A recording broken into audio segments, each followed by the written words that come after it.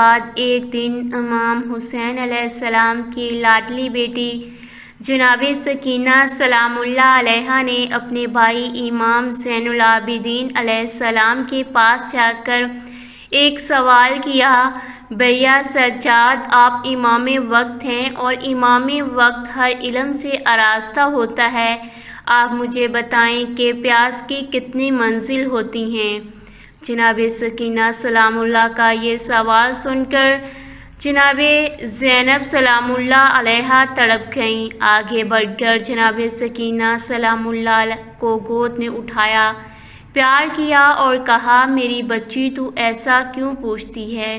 امام سجاد علیہ السلام نے کہا، پھوپھی اماں، سکینہ نے یہ سوال اپنے وقت کے امام سے کیا ہے اور مجھ پہ لازم ہے کہ میں اس کا جواب دوں۔ امام نے فرمایا، بہن سکینہ، پیاس کی کل 4 منزلیں ہوتی ہیں۔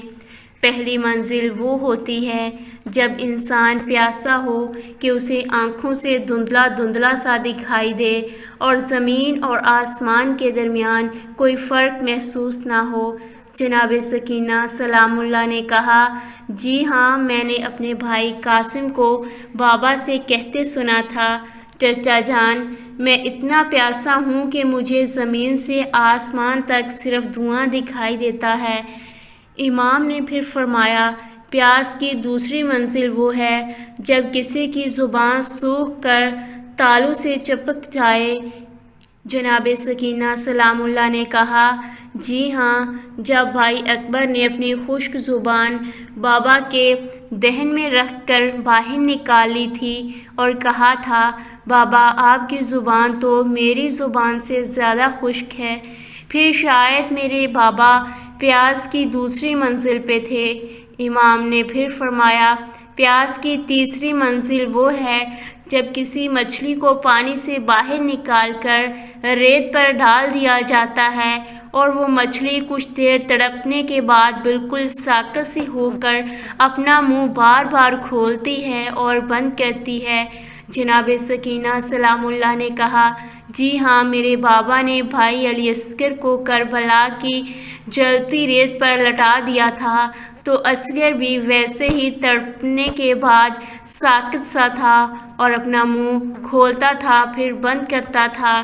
شاید میرا بھائی اس وقت پیاس کی تیسری منزل پہ تھا۔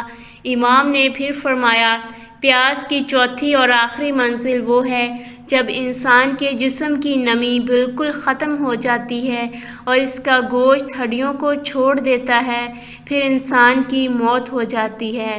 اتنا سن کر جناب سکینہ نے اپنے ہاتھوں کو امام کے آگے کیا اور کہا، بھائی سجاد، دیکھو، میرے جسم کے گوشت نے ہڈیوں کا ساتھ چھوڑ دیا ہے، میں شاید پیاس کی آخری منزل پہ ہوں اور عنقریب اپنے بابا کے پاس جانے والی ہوں۔ جناب سکینہ سلام اللہ کے یہ الفاظ سن کر قید خانے میں ایک کہرام برپا ہو گیا۔